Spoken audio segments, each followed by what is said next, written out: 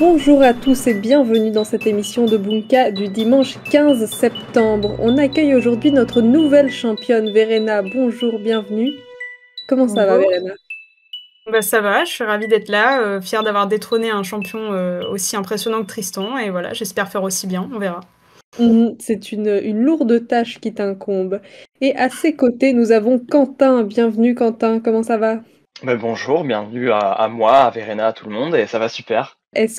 Alors Verena, on a un peu appris à te connaître la semaine dernière. Quentin, tu pourrais te présenter rapidement? Je m'appelle Quentin, j'ai 23 ans, et je vais devenir professeur de physique en lycée à la rentrée. Voilà. Eh ben, félicitations. Et Verena, est-ce que tu peux nous rappeler très rapidement qui tu es, ce que tu fais, etc. Bien sûr, alors moi j'ai 27 ans, j'habite à Paris et je travaille au tribunal judiciaire de Créteil. Je suis ce qu'on appelle juriste assistante et en fait je rédige des jugements civils essentiellement. Eh bien, c'est très sérieux. En tout cas, merci d'être ici pour cette émission qui tourne autour du rêve. Rêvons ensemble aujourd'hui. Nous allons donc pouvoir passer à la question d'estimation. Est-ce que vous êtes prêts? Oui. Oui. Selon une étude de l'IFOP réalisée fin 2021, quel pourcentage de Français affirment ne jamais se souvenir du contenu de ses rêves? C'est à vous. Et c'est terminé. Voyons voir ce que vous avez répondu. Verena nous a dit 47% des Français qui ne se souviennent jamais de leurs rêves. Est-ce que tu te souviens de tes rêves? Moi oui, pour le coup, très bien et très souvent. 47%, c'est beaucoup. Mais je croyais avoir lu quelque part que c'était souvent le cas. Après, je pense que j'ai peut-être tapé un peu haut, mais on a pu voir à ma première émission que l'estimation... Nous allons voir. Quentin, lui, a répondu 37% des Français qui affirment ne jamais se souvenir du contenu de leurs rêves. La bonne réponse, vous étiez tous les deux assez loin, c'était 11%. Ah oui. Qui ne s'en souviennent jamais. C'est donc Quentin qui prend la main. On va donc pouvoir passer à la manche 1, la prise de position. Comme d'habitude, la prise de position, vous connaissez, vous avez un tableau face à vous dans lequel sont présents 3 thèmes. Pour ces 3 thèmes, à chaque fois, 3 niveaux de difficulté différents. Vous allez devoir en choisir et ces points vous donneront un avantage ou pas pour la deuxième manche. Les 3 thèmes sont théoricien du rêve, le rêve au cinéma et enfin rêveur célèbre. Quentin, tu as la main, où veux-tu partir? C'est une bonne question. Je pense que je vais partir sur les rêveurs célèbres en 2 cases. Rêveur célèbre 2 cases. Quelle chanson des Beatles sortie en 1965, l'une des plus reprises de l'histoire, Paul McCartney aurait-il composé en rêve? Plusieurs qui me viennent, mais je vais rester classique, je vais dire Let It Be. Let It Be, est-ce la bonne réponse? Non, c'était pas la bonne réponse, malheureusement, on attendait. Ok. Dommage, mais rien n'est perdu. C'est maintenant à Verena. Je vais essayer le rêve au cinéma pour 2 cases. Allez, c'est parti. Quel film de David Lynch avec Naomi Watts et Laura Herring, sorti en 2001, nous plonge durant 2 heures dans le dernier rêve de son héroïne? Alors, je l'ai vu et c'est très bien, mais je passe mon temps à oublier le titre, donc terrible. C'est Mulholland Drive. On vérifie. Bravo, c'était effectivement Mulholland Drive. 2 points pour Verena qui prend l'avantage. Quentin, c'est à toi. Où veux-tu te diriger? Je vais être original et prendre 2 cases avec théoricien du rêve. Allez, c'est parti. Quel philosophe français, auteur du Rire et prix Nobel de littérature en 1927, fit une conférence en 1901 où il théorisa le rêve comme un relâchement de l'attention de la vie? Je sais pas, 36 idées qui me viennent, la période et tout, ça me fait penser à Sartre. Vérifions si c'est Sartre. Jean-Paul. Et non, malheureusement, ce n'était pas Jean-Paul Sartre. Il fallait faire un palais mental avec nous pour apprendre les prix Nobel de littérature. En 1927, le prix Nobel est Bergson, malheureusement. Bon, toujours 0, mais c'est pas grave. Il reste encore beaucoup de points à prendre. Verena. Je vais continuer avec le thème cinéma, mais pour une case cette fois. Allez. Quel membre du trio comique Les Nuls, prénommé Alain, est à l'affiche de 2 films français abordant la question du rêve, Réalité de Quentin Dupieux et La science des rêves de Michel Gondry? C'est Alain Chabat. Je pense qu'il n'y a pas beaucoup de suspense, on vérifie. C'était effectivement Alain Chabat. Quentin? Ouais, je vais quand même assurer, en espérant l'avoir avec Rêveur célèbre en 1 point. Allez, c'est parti. C'est parti. Quel philosophe et mathématicien français, auteur du discours de la méthode et des méditations métaphysiques, aurait découvert sa vocation dans un rêve qu'il fit en 1619? Je crois que c'est Descartes. Discours de la méthode, méditation métaphysique, on vérifie si c'est René. C'est bien René Descartes, bravo. 1 point pour Quentin, et Verena est à 3, mais tout peut encore basculer. Il reste principalement des 3 cases. Ça peut monter vite, mais ça peut aussi stagner.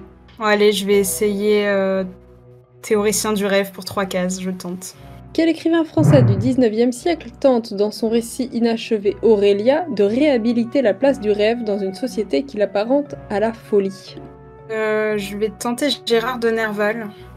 C'est Aurélia qui te met sur la... Ouais, c'est le voie de prénom. Nerval.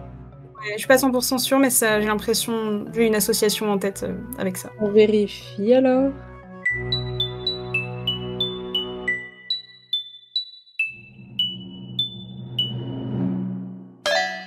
Bravo, c'était bien Gérard de Nerval, bonne réponse, et tu as donc maintenant 6 points. Quentin? À la base, j'aurais bien aimé assurer, mais du coup, je vais prendre un risque, hein, tant pis. Donc je vais prendre Rêveur célèbre en 3 cases. Courageux, c'est parti. À quel peintre doit-on le tableau intitulé Le Rêve, peint en 1910 et exposé au MoMA de New York? Ça me revient pas, donc je l'ai pas. Je vais Rien du tout. j'ai dit Rockney, mais vraiment au pif, quoi. S. Hockney.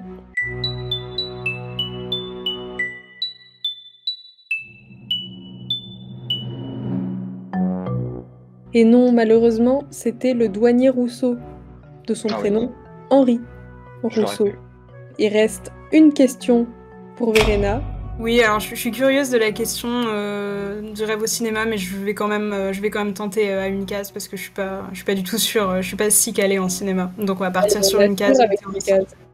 À quel inventeur de la psychanalyse autrichien, auteur d'une célèbre théorie sur le ça, le moi et le surmoi, doit-on également une interprétation du rêve en 1900? Freud. Freud. Voyons ça, effectivement, c'était Freud, sans grande surprise. 7 points à 1 à l'avantage de Verena, mais attention parce que la deuxième manche va secouer. Vous aimez notre émission? N'hésitez pas à nous soutenir en vous abonnant à notre chaîne YouTube, en partageant nos vidéos.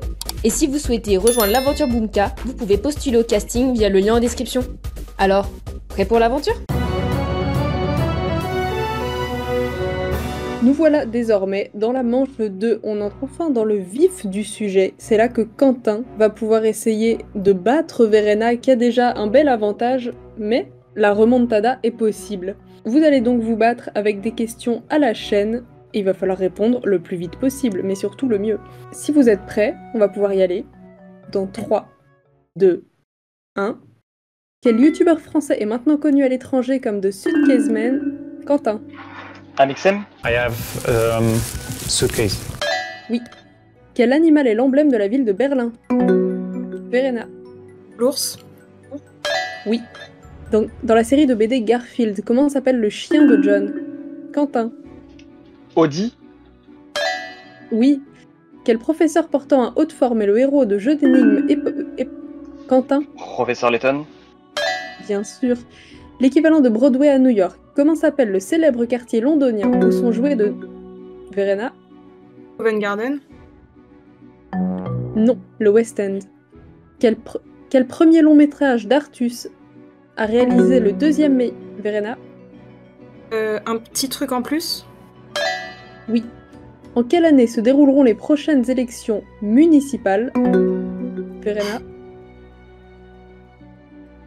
2029. Non, 26.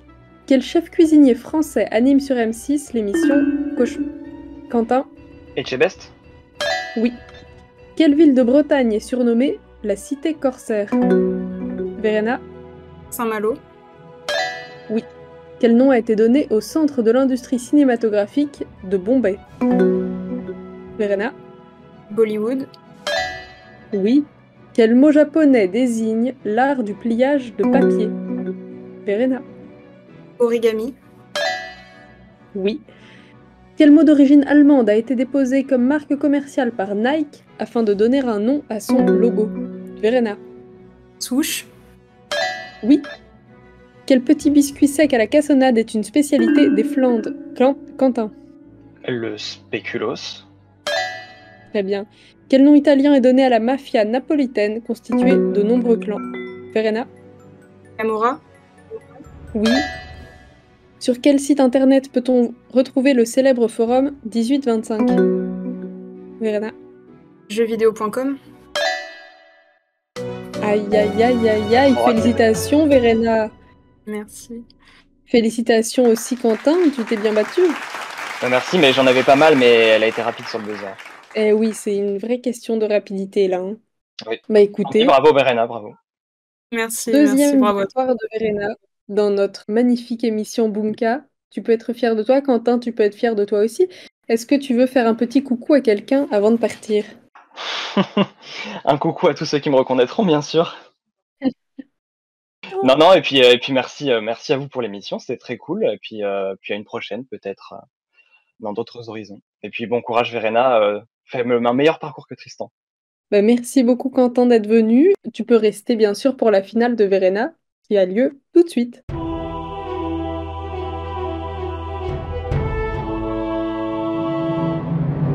Alors Verena, félicitations pour cette belle deuxième victoire. On rappelle qu'hier à David au Panama, tu avais obtenu 5 villes. Donc aujourd'hui, nous sommes à Panama City au Panama. Donc comme pour Panama City, on va te demander de trouver 10 autres pays qui ont entièrement leur nom de pays dans leur capitale.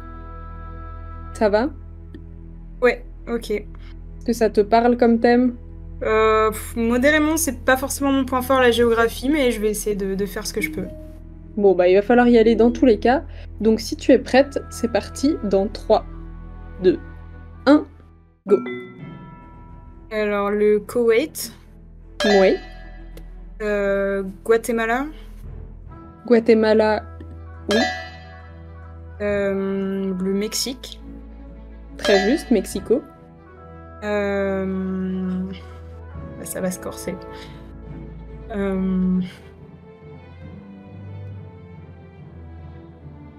Chili, Chili, je sais pas, Santiago du Chili.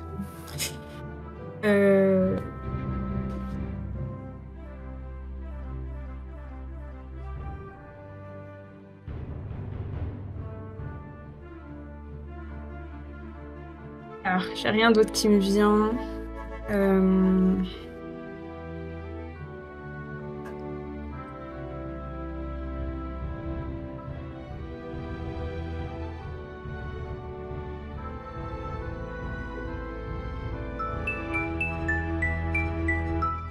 Luxembourg. Et les 70 secondes sont écoulées. Tu nous as proposé 4 bonnes réponses, effectivement. Donc, Mexique avec sa capitale Mexico, le Koweït, Koweït. Donc, tu aurais pu nous citer également Djibouti, Ouais. Singapour, le plus petit Monaco, ainsi que Saint-Marin, un encore plus minuscule Vatican et le Salvador. Ok, oui, c'est vrai que toutes ces cités-États, j'y ai pas pensé spontanément, mais oui, bien sûr. Ouais, à partir de Luxembourg, ça aurait pu découler, mais bon, le temps était limité. 4 points, c'est déjà une belle victoire, qui te mène donc à 9 villes conquises en tout en 2 victoires. Félicitations Verena. Merci. On te souhaite d'avoir d'autres belles victoires et peut-être d'égaler ou de dépasser la carrière Bunka de Tristan. Et puis on se revoit la semaine prochaine dans Bunka.